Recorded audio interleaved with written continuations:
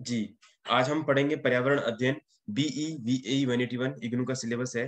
Class हमारी 8-15 पे जैसे डेली क्लास चलती है वैसे हमने क्लास को स्टार्ट कर लिया है। और आज हम पर्यावरण अध्ययन में डिस्कस करेंगे कि कचरे का निपटान किस प्रकार से किया जाता है।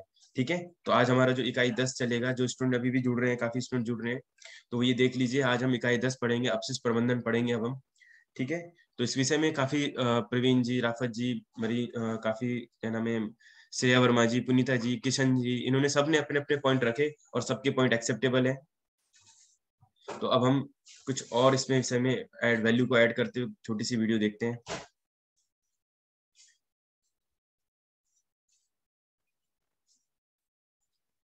प्रतिदिन विभिन्न गतिविधियां करते हैं जिसके दौरान कई ऐसे पदार्थ उत्पन्न होते हैं जो हमारे लिए अनुपयोगी हो जाते हैं।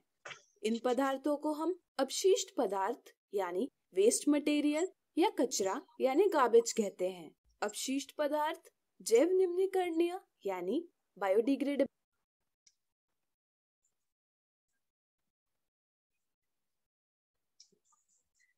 तो यहाँ तक आपको समझ में आया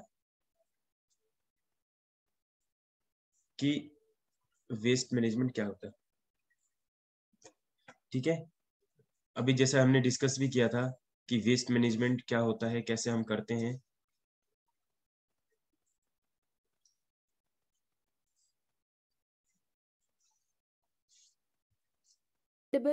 या अजैव निम्नीकरणीय यानी नॉन बायोडिग्रेडेबल। जी, अब मैं स्टूडेंट में से बुलाना चाहता हूँ राफत परवीन जी। Yes sir. जी, आप बताएं जैव निम्नीकरण जो होता है और अजैव निम्नीकरण क्या होता है, या इस संबंधित में आप जानते हैं कुछ? कुछ पता है आपको? जैव और अजैव पता है आपको? सर जी, जैव होता है जो जैविक चीजों से कारणों से बना होता है, ठीक है? और अजैव होता है जो अजैविक कारणों से, यानी कि जिसमें नहीं है। इसके कारण हमें कितना नुकसान होता है? निम्नीकरण का मतलब है नुकसान होना। पर्यावरण में निम्नीकरण का मतलब है, निम्नीकरण का अर्थ है नुकसान होना, पर्यावरण का नुकसान होना। ठीक है, यहाँ तक क्लियर है? जी सर। जी, बहुत बढ़िया। ग्रेडेबल हो सकते हैं यदि किसी पदार्थ का जैविक प्रक्रम से यानी एंजाइम की सहायता से अपघटन किया जा सकता है तो वह जैव निम्नीकरणीय कहलाता है। लेकिन यदि किसी पदार्थ का जैव प्रक्रम से अपघटन नहीं किया जा सकता तो वह अजैव निम्नीकरणीय कहलाता है।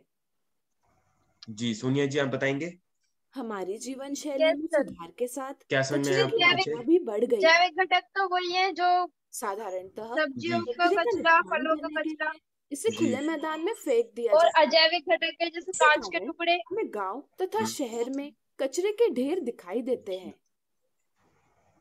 आम तथा इसे हमारी जीवन शैली में सुधार के साथ नहीं तो किया जा इसमें क्या सीखा सकता आपने? क्या तो बताना वह दोबारा? अजैव निम्नीकरणीय कहलाता है। जैविक घटक तो वो है जैसे जो सब्जियों फलों के छिलके जो प्राकृतिक रूप से बने हुए हैं। हाँ, और अजैविक घटक है जैसे कि प्लास्टिक की बोतल और ये ये, थैली प्लास्टिक की, कांच हाँ, के टुकड़े, ये सब अजैविक घटक है ये सब अजैविक है। Very good. जो मानव द्वारा निर्मित है। ये सब जैविक है, ठीक है। जो ये चीजें हैं जो जीव से संबंधित चीजें, जिसमें फल, पेड़ पौधे, फल, ये फल फूल वगैरह, ये जैविक चीजें हैं, ठीक है। Yes sir. ये अपघटन हो जाता है इनका, ठीक है, ये अपघटन हो जाते हैं, लेकिन इनका अपघटन नहीं होता, ये जैसे हैं वैसे ही रहते हैं। ठीक है, यहाँ तक यस सर। सोनिया जी क्लियर है? प्रवीण जी आपको भी क्लियर है? Yes sir.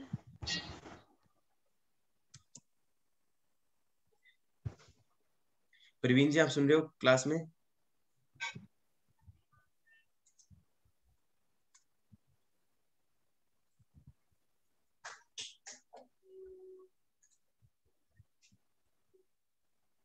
जी। हमारी जीवन शैली में सुधार के साथ कचरे की मात्रा भी बढ़ गई है। साधारणतः एक सेकंड, क्या? कचरे का निपटान करने के लिए इसे खुले मैदान में फेंक दिया जाता है। इसके कारण हमें गांव तथा शहर में कचरे के ढेर दिखाई देते हैं। आमतौर पर जीवाणु जैविक निम्नीकरणीय कचरे का जैविक प्रक्रम से अपघटन। जी, तो यहाँ तक आप बता पाएंगे? कोई राफत प्रवीण जी बताओगे आप? Yes sir. जी, जैविक निम्नीकरण का निपटान होता है ना, इस विषय में बताओगे? और प्राकृतिक तौर पर इन पदार्थों को सरल पदार्थों में परिवर्तित। समझ में आया? इसका निम्नीकरण कर्चा, जैविक जो है सरल पदार्थ में सारी चीजें हैं वो अपघटन होती है, जैविक प्रक्रम जिसको हम बोलते हैं। जैविक प्रक्रम से आप स्क्रीन पे देख पा रहे हैं, मैं इसको ऐसे भी दिखा देता हूँ कि ये जो है जैविक प्रक्रम से ये क्या हो जाता है, अपघटन हो जाता है। इनका क्या हो जाता है? अपघटन इनका हो जाता है और ये सरल पदार्थ में बदल जाते हैं। ठीक है, यहाँ तक समझ में आया? Yes sir. जी, सोनिया जी ने ये बताया। जैविक कचरे का यूज पेड़ पौधों में खाद के रूप में किया जाता है। जी जी, बिल्कुल ठीक, बिल्कुल ठीक। तो इसका उपयोग हम खादों में और आदि चीजों में उपयोग करते हैं। चलिए मैं आगे पूछता रहूंगा, प्रश्न बताएंगे। करते हैं। बढ़िया, आसानी सरल से नष्ट भी हो जाता है। हाँ, शिवानी जी क्या बोला आपने? सर ये आसानी से नष्ट भी हो जाता है जैविक कचरा। हाँ, आसानी से पर्यावरण में नष्ट हो जाता है, मतलब अपघटन हो जाता है। ठीक है, उनके कण आपस में। पादपों द्वारा अवशोषित कर लिए जाते हैं और जी। इस प्रकार के कचरे का प्राकृतिक, जैसे अभी इन्हें शिवानी जी ने बताया कि ये खाद में परिवर्तित हो जाते हैं और फिर ये कौन अपशिष्ट कर लेते हैं, अवशोष कर लेते हैं? पेड़ पौधे अपशिष्ट कर लेते हैं इसको। तौर पर निपटान होता है। यह प्रक्रिया मुख्य रूप से कवक और बैक्टीरिया द्वारा की जाती है, जो प्राकृतिक तौर पर जैव निम्नीकरणीय कचरे का अपघटन करके पर्यावरण की सफाई में मदद करते हैं। लेकिन जब इन पदार्थों की मात्रा अत्यधिक होती है तो पर्यावरण में कई समस्याएं उत्पन्न होती है, जैसे दुर्गंध, बीमारियों का संक्रमण इत्यादि। अजैव निम्नीकरणीय पदार्थ जैसे प्लास्टिक साधारणतः अक्रिय यानी इनर्ट होते हैं, इसलिए उनका पर्यावरण में विघटन नहीं होता। इसके कारण वे लंबे समय तक पर्यावरण में बने रहते हैं। इनके कारण समस्याएं जैसे नालियों के बहाव में रुकावट, बाढ़, बीमारियों का फैलाव इत्यादि उत्पन्न हो सकती है।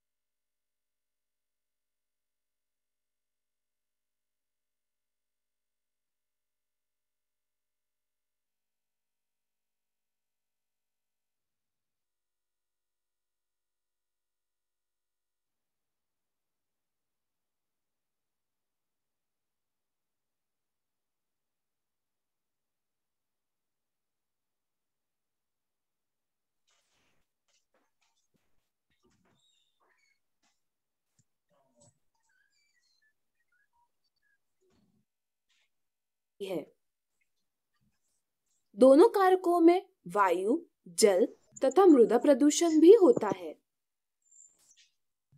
मल यानी सीवेज के निपटान की उचित व्यवस्था न होने के कारण स्थानीय जलाशय और जल के अन्य स्रोत वाहित मल से प्रभावित होते हैं। उद्योगों से निकलने वाले अपशिष्ट, जिनमें गैस, कूड़ा कचरा, धातु के लवण एवं तरल अपशिष्ट सम्मिलित है, बिना उपचार यानी ट्रीटमेंट किए पर्यावरण में छोड़ दिए जाते हैं। खेतों से निकलने वाला जल, जिसमें कीटनाशक और रासायनिक उर्वरक होते हैं, अक्सर स्थानीय जलाशय में एकत्रित होता है। डीडीटी जैसे अजैव निम्नीकरणीय पदार्थों के जल में मिलने से जल में पोषक तत्वों की अत्यधिक वृद्धि होती है। इससे जल में शैवाल की तेजी से वृद्धि होती है। इससे पानी में विघटित यानी डिसॉल्व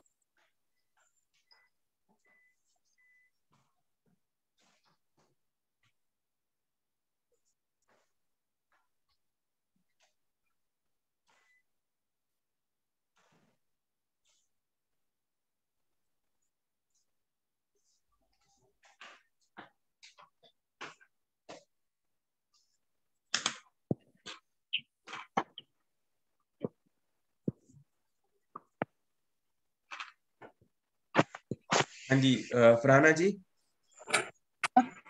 कल भी हमने पर्यावरण में जब प्रदूषण पढ़ रहे थे तब भी हमने इसके विषय में पढ़ा था। आपको पता होगा, डीडीटी के बारे में पढ़ा था हमने कल।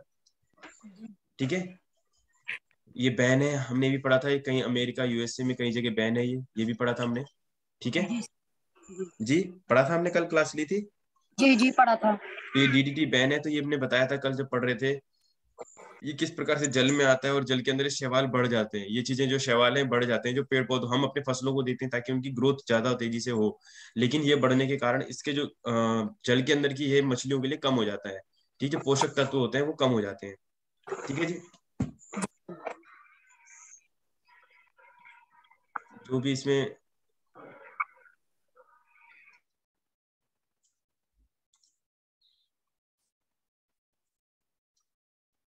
जल में पोषक तत्वों की अत्यधिक वृद्धि होती है। इससे जल में शैवाल की तेजी से वृद्धि होती है। इससे पानी में विघटित यानी डिसॉल्व्ड ऑक्सीजन की मात्रा कम हो जाती है तथा पानी की गुणवत्ता का ह्रास होता है। इसे ही हम सुपोषण यानी यूट्रोफिकेशन कहते हैं।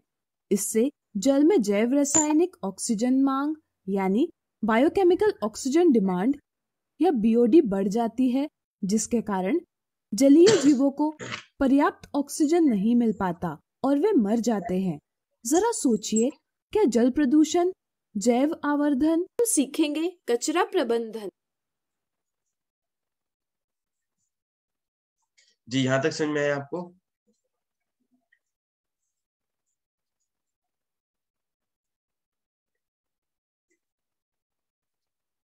और किसी स्टूडेंट ने हैंड रेज नहीं किया है, क्यों?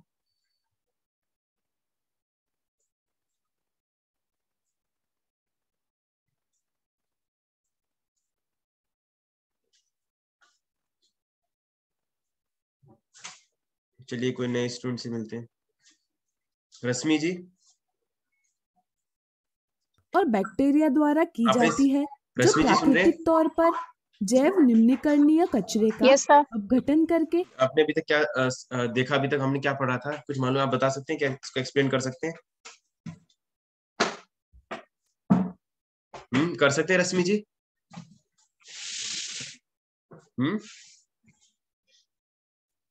हम कचरे का प्रबंधन पढ़ रहे हैं, जिसमें हम ये बताना चाह रहे हैं कि कौन से जैविक और अजैविक होते हैं। ठीक है जी।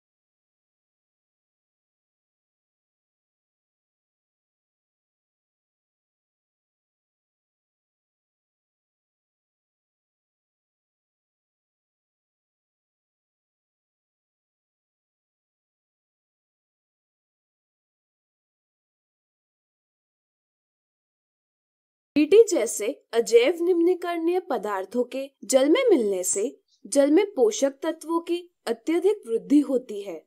इससे जल में शैवाल की तेजी से वृद्धि होती है। इससे पानी में विघटित यानी डिसॉल्व्ड ऑक्सीजन की मात्रा कम हो जाती है तथा पानी की गुणवत्ता का ह्रास होता है। इसे ही हम सुपोषण यानी यूट्रोफिकेशन कहते हैं।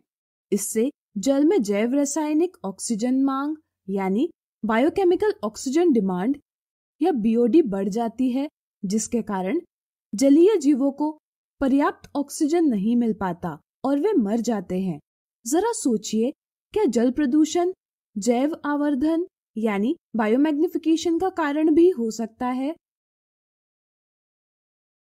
अपने दोस्तों या अध्यापक से इसके संदर्भ में चर्चा कीजिए।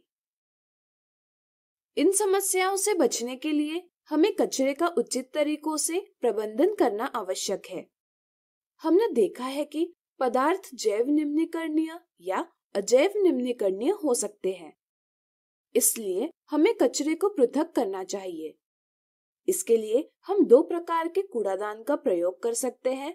एक में हम जैव निम्नीकरणीय कचरा तथा दूसरे में अजैव निम्नीकरणीय कचरा एकत्रित कर सकते हैं।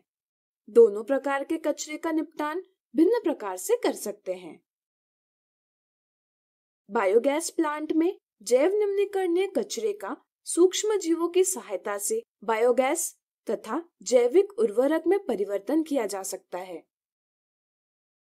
जैव निम्नीकरणीय कचरे को एक गहरे गड्ढे में प्राकृतिक रूप से अपघटन के लिए छोड़ दिया जा सकता है। इससे हम कंपोस्ट भी बना सकते हैं, जो खेती में तथा बगीचे में खाद के रूप में प्रयोग किया जा सकता है। अस्पताल के अपशिष्ट पदार्थों के निपटान के लिए भस्मक यानी इंसिनरेटर का प्रयोग आवश्यक है, जिसमें कचरे को अत्यधिक ताप पर जलाया जाता है। जरा सोचिए, कचरे के निपटान के लिए इसे जलाना सही है या गलत? सोचिए। बिल्कुल सही, यह गलत है, क्योंकि इससे वायु प्रदूषण होता है। अजैव निम्नीकरणीय कचरे में से कुछ वस्तुओं को विभिन्न प्रकार के उपयोग में लाया जा सकता है। जैसे प्लास्टिक की जार में फूलों के पौधे उगाए जा सकते हैं तथा प्लास्टिक की बोतलों में इन पौधों के लिए पानी की व्यवस्था की जा सकती है। बक्सों का वस्तुओं को रखने के लिए प्रयोग किया जा सकता है। इस तरह किसी वस्तु का बार बार उपयोग करना पुनः उपयोग यानी रीयूज कहलाता है। कुछ पदार्थ जैसे प्लास्टिक, कांच, धातु इत्यादि का पुनः चक्रण यानी रिसाइकलिंग किया जा सकता है। इसमें वस्तुओं को ताप और दाब की सहायता से दूसरी वस्तुओं में परिवर्तित किया जाता है। घरेलू वाहित मल तथा उद्योगों से निकले तरल का वाहित मल उपचार संयंत्र यानी सीवेज ट्रीटमेंट प्लांट की सहायता से उपचार करना आवश्यक है। इससे जल में स्थित उपद्रव्यों का सांद्रण कम हो जाता है, जिससे जल प्रदूषण कम होता है। अब आप अपने अध्यापक से चर्चा करके कचरा प्रबंधन के चलिए, तो अब मैं दोबारा से डिस्कशन पे आते हैं। राफत परवीन जी, महीन जी, मनीषा जी सब आ जाइए। अब Pooja ji, Rashmi ji, Rukhsar Ansari ji, Shreya Verma ji, Komal Kumari ji. Good morning sir. Good morning. अब आप लोगों ने डिस्कस करके बताना है कि हम क्या गलत है क्या सही है। एक जगह पे आया था अस्पताल की चीजों को जलाना ठीक है या नहीं है, जहाँ पे सोचिए बोला गया था। तो बताइए आपने क्या सोचा उस समय? सर ये गलत है। वायु प्रदूषण कौन बोलता है गलत है? एयर पहले पॉल्यूटेड होती है। कौन पहले नाम सर दे। वो गलत है और उससे वायु प्रदूषण भी होती है और उसे मतलब उसे दूसरी तरह से प्रयोग भी किया जा सकता है, जैसे कि बताया गया अगर इंजेक्शन है उसका रिफिल वगैरह बेकार है तो उसे डिजिटल वाटर से। श्रेया जी ने काफी सारा बताया। और किसने बोला था गलत है? पूजा जी ने बोला। और सोनिया जी कहाँ है? हाँ सोनिया जी, हाँ ये सोनिया जी आप क्या कहते हो? क्योंकि काफी सालों से हमारा यही प्रैक्टिस में रहता है कि अस्पताल की चीजों का जो वेस्ट होता है वो बहुत सावधानी तरीके से उसको जला दिया जाता है, ताकि उससे जो इन्फेक्शन, ऐसी कोई भी चीज इन्फेक्शन होने वाली बीमारियों से बचने के लिए हम उसको इंजेक्शंस हो गए, नीडल्स हो गए, प्लास्टिक्स हो गए, बैग हो गए या कोई भी वेस्ट होता है उसको हम इंसिनेटर के थ्रू एक भस्म क्या बोलते हैं उसको, हम भस्म करके जलाने की प्रक्रिया है वहां पर। ठीक है, तो ये चीजें हैं, कुछ इसको सही बोलते हैं कुछ गलत बोलते हैं। ठीक है, तो श्रेया जी ने तो बहुत अच्छे से बताया कि हम और भी दूसरे तरीके से वेस्ट को मैनेज कर सकते हैं, सेपरेट कर सकते हैं। ठीक है, कुछ जगह जैसे नीडल सुई को लोग उबाल के दोबारा प्रयोग में भी लाते हैं इंजेक्शन को। ठीक है, पूजा जी और कुछ कहना चाहेंगे? नो सर बस। ओके जी, और किसी ने कुछ कहना है? सर अजैविक पदार्थ का रीयूज भी तो कर सकते हैं। अजैविक को कैसे यूज, हाँ अजैविक को यूज कर सकते हैं, बिल्कुल ठीक बोला इन्होंने। जैविक तो होता है केले के छिलके, वो जैविक होता है, लेकिन अजैविक को इन्होंने बताया कि हम उसको रीयूज कर सकते हैं। जैसे प्लास्टिक बैग्स, बॉटल। हाँ जैसे उन्होंने बताया प्लास्टिक की बोटल्स हो गए, लेकिन जैसे सुई का इंजेक्शन प्लास्टिक का भाग है, कोई प्लास्टिक की बोतल है, जो भी चीजें हैं प्लास्टिक से संबंधित चीजें, उसको हम दोबारा पिघला करके नई चीज बना सकते हैं। जी रीयूज कर सकते हैं, बिल्कुल ठीक। ठीक है, जो और किसी, अजैविक पदार्थ रहते हैं जी उनका रीयूज करके वो जल्दी नष्ट हो सकती है। किनको, जैविक को? अजैविक को। हाँ अजैविक को, हाँ जी, हम उसको मतलब रीयूज कर सकते हैं, इससे पर्यावरण हमारा स्वच्छ रहेगा। यहाँ तक और क्लियर सर है? वो जल्दी नष्ट भी हो जाएंगे ऐसे। जी जी बहुत बढ़िया, सोनिया जी ने जैसे बताया कि काफी बढ़िया बताया कि अजैविक को हमें अपने पर्यावरण के में अंदर रीयूज करना चाहिए, उसको दोबारा पुनः पुनः प्रयोग बोलते हैं, इसको पुनः प्रयोग, पुनः उपयोग और कम उपयोग। तो पहला है हम कम उपयोग करें, दूसरा जरूरत पड़ने पर ही उपयोग करें, दूसरा अगर कोई चीज उपयोग में ले आए हैं तो उसको पुनः प्रयोग करें। जी ठीक है जी। अब हम आज की क्लास को स्टार्ट करें। प्रस्तावना किसने पढ़ना है आज? मैं पढ़ूं? सर मैं पढ़ूं? कौन? एक सर मैंने सर कल मैं भी नहीं कल पढ़ा था। क्लास, कौन बोल रहे हैं? एक व्यक्ति बोलिए कोई। सर मैंने भी कल नहीं पढ़ा था, मैं पढ़ूं सर मैंने भी प्रस्तावना? नहीं पढ़ा, नहीं पढ़ी थी मैंने भी कल। नहीं पढ़ा। पूजा जी, यस पूजा सर। जी, पूजा जी पढ़ते हैं, ठीक है। बाकी सारे म्यूट हो जाइए अपने आप ही। थोड़ा डिस्कशन में हम ज्यादा लोगों को अनम्यूट नहीं कर सकते, दो तीन, ताकि एक साथ साउंड होता है ना, वो रिकॉर्डिंग भी हमारी खराब होती है और ये होता है। तो पूजा जी ने कहा है कि मैं वो पढ़ेंगे, ठीक है। तो बाकी लोग अपने स्वयं ओके सेल्फ से म्यूट हो जाइए, है ना। ओके। सर मैं और भी कौन करूंगी। कौन? रफत परवीन। हाँ तो आप तो करते हो, आप तो डेली क्लास में भी आते हो, डेली रीड भी करते हो, बहुत अच्छा है, ठीक है। सर मैं कल नहीं करी थी। हाँ तो आप कल कल, मैंने भी नहीं करी थी सर। हाँ अभी बैक टू बैक, अब ये पूजा जी पढ़ ले, उसके बाद ठीक है। Okay okay sir. ओके, बाकी सारे म्यूट हो जाइए अपने आप ही ना। जी ओके, पूजा जी आप रीड कीजिए। ओके। इकाई 10 अपशिष्ट प्रबंधन। जी प्रस्तावना। पिछली इकाई में आपने पर्यावरणीय प्रदूषण और उनके प्रकार तथा प्रदूषकों का उत्पादन करने वाले कारकों के विषय में पढ़ा था। इस इकाई में हम अपशिष्ट वेस्ट और उसके निस्तारण डिस्पोजल के तरीकों के विषय में पढ़ेंगे। आप जानते हैं कि सजीवों को भोजन की आवश्यकता होती है। वे भोजन का उपयोग अपनी वृद्धि और विकास तथा ऊर्जा के उत्पादन के लिए करते हैं। इस प्रक्रिया में वे अपशिष्टों का उत्पादन भी करते हैं। उद्योग कच्चे माल का उपयोग करके उनका प्रसंस्करण करके उपयोगी उत्पाद बनाते हैं और अपशिष्ट बचे रह जाते हैं, जो कभी कभी उपयोग किए गए कच्चे माल के 50% से अधिक होते हैं। हमने पढ़ा है कि प्राकृतिक पारिस्थितिक तंत्रों इकोसिस्टम के विपरीत, जो अपनी भोजन की मांग अपशिष्टों के निस्तारण को बखूबी पूरा कर लेते हैं। उद्योगों के मामलों में अपशिष्ट का यदि उचित रूप से निस्तारण न किया जाए तो ये संग्रहित होता जाता है। इसमें से कुछ अपशिष्ट संकटदायी प्रकृति का होता है और इसके निस्तारण के लिए विशेष सावधानी की आवश्यकता हो सकती है। यद्यपि संकटदायी अपशिष्ट रसायन कुल औद्योगिक अपशिष्ट का 15% भाग बनाती है, उनकी अत्यधिक खतरनाक प्रकृति के कारण उनका उचित रूप से और सावधानी पूर्वक निस्तारण किया जाना चाहिए। यदि इस अपशिष्ट का उचित तरीके से निस्तारण नहीं किया जाए तो प्राकृतिक संसाधन गंभीर रूप से दूषित हो सकते हैं और सामान्य रूप से पर्यावरण की गुणवत्ता तथा विशेष रूप से मानव स्वास्थ्य के लिए गंभीर खतरा हो सकते हैं। इस इकाई में संकटदायी अपशिष्ट निस्तारण के विभिन्न तरीकों का वर्णन किया गया है। आप इस इकाई में संकटदायी अपशिष्ट प्रबंधन की संकल्पना को, अर्थात निस्तारण से पहले अपशिष्ट को क्या उपचार दिया जाना चाहिए और अनुपयुक्त रूप से निस्तारित किए गए अपशिष्ट के लंबे समय में क्या प्रभाव होंगे, इसके विषय में पढ़ेंगे। भारत में अपशिष्ट प्रबंधन के विषय में विशेष रूप से उल्लेखित किया जाएगा। जी तो जी अभी तो पूजा जी ने सारा पढ़ा, आपको समझ में आया होगा कि एक तो अपशिष्ट का निपटान जो हमें करना है वो सावधानी पूर्वक करना चाहिए, खासकर यदि भी संकटदायी अपशिष्ट रसायन के कुल औद्योगिक अपशिष्ट का 15% भाग है, यानी कि जो औद्योगिक जिसको हम बोलते हैं ना, तो वो हमारा कितना प्रतिशत भाग है? 15% सिर्फ ये है, औद्योगिक है। यहाँ तक क्लियर है आप सबको? समझ में आया? इन्होंने ये पढ़ा था कि पिछली इकाई में वेस्ट का निस्तारण क्या होता है? डिस्पोजल, यानी कि वेस्ट डिस्पोजल करना, मैनेज करना। हम सबके घर से कचरा निकलता है, कल भी हमने इस चीज को डिस्कस किया था, कल की क्लास में भी, कि हमें जो डेली घर से अपशिष्ट जल भी निकलता है, तो जल का भी हमें दोबारा पुनः उसका रिसाइकल होता है। हमको पता है वाटर रिसाइकल किस प्रकार से होता है, और ये चीजें हैं। अपशिष्ट यानी कि वेस्ट प्रोडक्ट जो हम अपने घरों से या फैक्ट्रियों से और औद्योगिक से वेस्ट हर जगह से निकलता है, उसको हम करें। संभावित अध्ययन परिणाम आप पढ़ोगे पूजा जी? Yes sir. जी।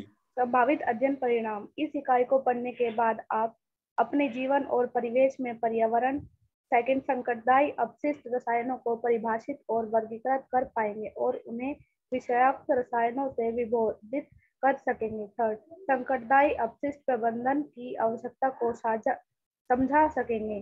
फोर्थ, संकटदायी अपशिष्ट पदार्थों के निस्तारण की विभिन्न विधियों के बीच तुलना और अंतर कर पाएंगे। फिफ्थ, वर्तमान में हमारे देश में संकटदायी अपशिष्ट का निस्तारण कैसे होता है, इसका वर्णन कर सकेंगे तथा संकटदायी अपशिष्ट रसायनों के अनुपयुक्त प्रबंधन के प्रभाव को समझ सकेंगे। तो ये बॉक्स वाला पढ़ना, साइड वाला।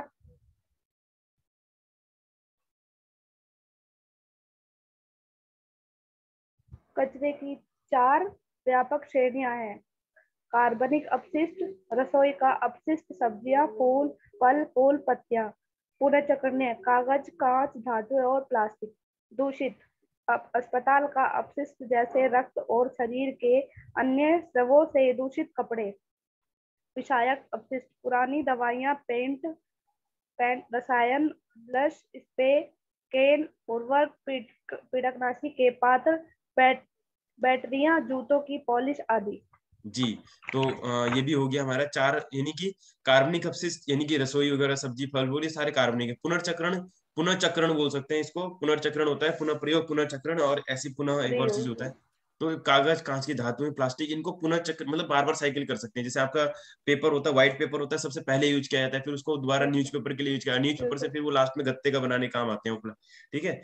कागज का, ऐसे कांच का भी पुनः इस प्रकार से होता है। दूषित मतलब जो दूषित, इसको ठीक नहीं किया जा सकता। अस्पताल का अपशिष्ट, रक्त, शरीर के अन्य स्रावों से दूषित कपड़े, ठीक है, इसके ये बिल्कुल दूषित है, इसको उपयोग में नहीं लाया जा सकता, इसलिए इसको या तो जलाया जाता है या तो इसका फिर निपटान तरीके से किया जाता है। विषाक्त यानी कि जो विष है, पुरानी दवाइयां, पेंट, पुरानी दवाइयों को क्या करोगे? रिसाइकिल करोगे? है ना, वो तो विष के समान हो जाती है ना पुरानी दवाइयां। पेंट में केमिकल होता है, रसायन होते हैं, बल्ब होता है, बल्ब का भी कुछ नहीं कर सकते। स्प्रे होते हैं कुछ, केन, उर्वरक, कीटनाशक, पीड़कनाशी के पात्र, बैटरीज नहीं होती, खत्म हो जाती है, सेल अगर बैटरी खत्म हो जाती है, जूते की पॉलिश वगैरह, ये सब चीजें, तो ये सारे विषाक्त हैं, विष समान है हमारे लिए, ठीक है। चलिए अब हम बुलाते हैं नेक्स्ट स्टूडेंट को। बुलाएंगे, किन्होंने कहा था? रफत जी ने भी बोला था ना, उनको भी बुला लेते हैं। आप पूजा जी, आप म्यूट कर सकते हैं, ठीक है। रफत जी, संकटदायी अपशिष्ट, संकटदायी मतलब है जो डेंजरस है, पर इन्वायरमेंट, हमारे इन्वायरमेंट के लिए जो बहुत ज्यादा डेंजरस है, उनको पढ़ना है, ठीक है। जी, प्रतिदिन हमारे देश में लाखों टन नगर पालिका, हाँ यहाँ से पढ़िए, संकटदायी, यहाँ से पढ़िए। संकटदायी अपशिष्ट। प्रतिदिन हमारे देश में लाखों टन नगर पालिका ठोस अपशिष्ट, औद्योगिक अपशिष्ट और जैव रासायनिक अपशिष्ट का उत्पादन होता है। इसे यदि पूर्ण चक्र करके पूर्ण योग में लाया जाए तो यह एक उपयोगी सामग्री और ऊर्जा संसाधन है। नगर पालिका ठोस अपशिष्ट का उपलब्ध मुख्य रूप से शहरी क्षेत्रों में आवासीय और व्यावसायिक कॉम्प्लेक्सों से होता है और इसमें घरों का कचरा निर्माण और वंश का मलबा डेयरी से सफाई करके अस्पष्ट और सड़कों को अस्पष्ट होता है। अपशिष्ट होता है। नगर पालिका ठोस अपशिष्ट की मात्रा तेजी से बढ़ रही है और बढ़ते शहरीकरण तथा जैव शैली और भोजन प्रवृत्तियों में परिवर्तन के कारण इसका संयोजन स्वरूप बदल रहा है। 1947 में भारत में शहरों और कस्बों में 60 लाख टन ठोस अपशिष्ट का उत्पादक होता था। 1997 और 25% 1997 में यह लगभग 4.8 करोड़ टन हो गया। अपशिष्ट का निस्तारण एक मुख्य सामान्य है और 25% के अधिक नगर पालिका ठोस अपशिष्ट का तो संग्रहण ही नहीं किया जाता है। अधिकांश भारतीय शहरों का तो संग्रहण नहीं किया जाता है। अधिकांश भारतीय शहरों में अपशिष्ट के परिवहन की पर्याप्त क्षमता नहीं होती है और इसके निस्तारण के लिए भूमिगत इकाइयां सैनिटरी लैंडफिल्स भी नहीं है। विद्यमान लैंडफिल्स भूमि तो सुसज्जित है और न ही सुप्रबंधित है तथा न ही ये मृदा और भूजल की संदुष्टों को सुरक्षा के लिए उचित रूप से जी राफत जी यहाँ तक आपने पढ़ा, बहुत अच्छा। ठीक है, तो इन्होंने क्या बताया कि मृदा संकटदायी अपशिष्ट नहीं, नगर पालिका जो ठोस अपशिष्ट करता है वो कितना टन बताया 1947 में मात्र कस्बों से, शहरों से। क्योंकि पहले शहर कम होते थे, गांव होते थे, तो गांव में बहुत ज्यादा जैविक पदार्थ वहीं पे अपघटन हो जाता था। लेकिन जैसे जैसे शहर बढ़ रहे हैं तो 1997 में कितना हो गया, 4.8 करोड़ टन। टन मतलब समझते हैं? अब मुझे आइडिया नहीं है एक ट्रक में कितना होता होगा क्विंटल के हिसाब से। इतना सारा वेस्ट होता है, अपशिष्ट उत्पादन होता है। अपशिष्ट उत्पादन का मतलब ऐसे हम कहते हैं ना कि इतना जीडीपी पढ़ते थे तो सकल घरेलू उत्पाद क्या होता है, जीडीपी सकल घरेलू उत्पाद मतलब जो वस्तुओं का निर्माण। तो अपशिष्ट होता है वेस्ट का प्रोडक्शन। तो वेस्ट, इतना ज्यादा वेस्ट प्रोडक्ट हो रहा है 4.8 करोड़ टन। तो ये वेस्ट को कहाँ ले जाए बताओ? तो इसके लिए हमने लैंडफिल बनाया है। विद्यमान लैंडफिल मतलब होता है भूमि भरण। मतलब एक जमीन, हम खाली जमीन होती है वहां पे हम सारे ट्रक से पलटते रहते हैं और कूड़े का पहाड़ बनाते रहते हैं। अपनी दिल्ली में 2-3 जगह है, हर क्षेत्र में ऐसी होती है। ठीक है, तो ये सारी चीजें थी। अब यहाँ से कौन पढ़ेंगे? किसने बोला था? थर्ड स्टूडेंट कौन थे जिन्होंने कहा था कि हमें पढ़ना है? राफत जी, यहाँ से हम किसी और को बुलाते हैं। ठीक है, कौन थे? श्रेया वर्मा जी थे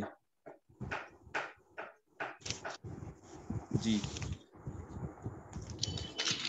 हेलो जी हाँ, आपने पढ़ना है ये संकटदायी अपशिष्ट उद्योग। इससे ऊपर राफत जी ने पढ़ लिया है, आपको यहाँ से पढ़ना है। Okay sir. संकटदायी अपशिष्ट उद्योग किसी कारखाने अथवा किसी रासायनिक संयंत्र की रासायनिक उपयोग होते हैं। ये घरेलू कार्यकलापों अथवा अस्पतालों या किसी अनुसंधान प्रयोगशाला से भी निकल सकते हैं। ऐसे सशस्त्र संघर्ष जिनमें प्रदूषण या रासायनिक हथियारों का प्रयोग होता है, उनसे भी अधिक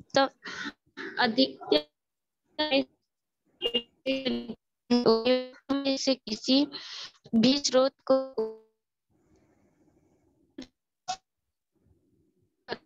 प्राप्त करें अथवा उपयुक्त रूप से प्रबंधित अथवा नियंत्रित किए जाने पर जीवन के लिए जोखिम का वाहक हो, संकटदायी कहलाता है।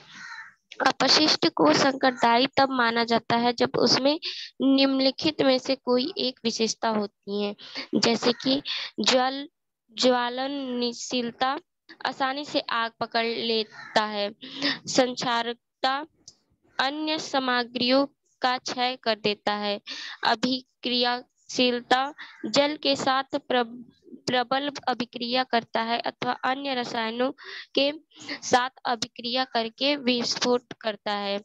रेडियो धार्मिकता आयनी विकिरण नियुक्त करता है। आविषालुता उपचारीय विकार विषीकरण रोग उत्सर्जित कैंसर अथवा विरूपण के लक्षण उत्पन्न करता है। आविषीय बनाम संकटदायी। जी श्रेया वर्मा जी पढ़ रहे हो? हाँ। जी श्रेया वर्मा जी ने बताया कि वेस्ट किस प्रकार, डेंजर, संकट कब कहते हैं हम, तो संकट कहने के लिए हम क्या कहते हैं, संकट कहने के लिए अगर ज्वलनशीलता होती है उसके अंदर, देखो मैंने टिक लगाया, अगर किसी के अंदर ज्वलनशील है, जैसे कुछ केमिकल होते हैं ना जो आसानी से आग पकड़ लेते हैं, पेट्रोल से वेस्ट रिलेटेड वेस्ट है, तो हम ये कहेंगे अगर ये है तो हम कहेंगे वो है संक्षारकता, यानी जिससे क्षय होता है, जैसे कि लोहा वगैरह या किसी अन्य सामग्रियों का क्षय होता है, ठीक है वो, ठीक है। और बताएं, ये हमने समझ गया। तीसरा अभिक्रियाशील, आपने 9th या 10th क्लास में पढ़ा होगा, रसायन एक दूसरे से अभिक्रिया करते हैं, जल के साथ प्रबल अभिक्रिया करता है अथवा अन्य रसायनों के साथ अभिक्रिया करके विस्फोट करता है। तो ये केमिकल होते हैं या कोई और नॉन केमिकल चीजें हो तो आपस में रिएक्ट करते हैं, उसे बोलते हैं अभिक्रियाशील करना, अभिक्रिया करना। रासायनिक अभिक्रिया पढ़ा है वाला चैप्टर, रासायनिक अभिक्रिया, नई साइंस विज्ञान में था वो। आविषालुता उपचारी विकार, उपापचयी विकार, यानी कि डाइजेस्ट होने में समस्या कर देना, उत्परिवर्तन, कैंसर अथवा विरूपण के लक्षण उत्पन्न करना, है ना। बहुत सारे एग्रीकल्चर प्रोडक्ट में ऐसी चीजें आ जाती हैं, उसके कारण ये सारी चीजें होती हैं। तो श्रेया जी ने अच्छा यहाँ तक पढ़ा, इससे आगे आप पढ़ोगे, किसी और को बुलाऊं मैं पढ़ूं सर? हाँ बुलाएं किसी और की बार, देखें कोई और भी है। रश्मि जी है यहाँ पे, रश्मि जी से पढ़वाएं, आज पहली बार पढ़ेंगे शायद यहाँ पे रश्मि। ठीक है श्रेया जी, रश्मि जी को बुलाते हैं। ओके। Yes sir. जी आविषी बनाम संकटदायी, ये पढ़ना है कि आविषी टॉक्सिक क्या होते हैं, पूरे जहर विषैले जो होते हैं, विषी, विषय मतलब क्या होता है, विष मतलब जहर, ठीक है, जैसे रिटायर दवाइयां हो गई। उसके बाद संकटदायी का उपयोग परस्पर एक दूसरे के लिए किया जाता है, जैसे कि ये पर्यायवाची हो, ठीक है। सुन पा रहे हैं आप?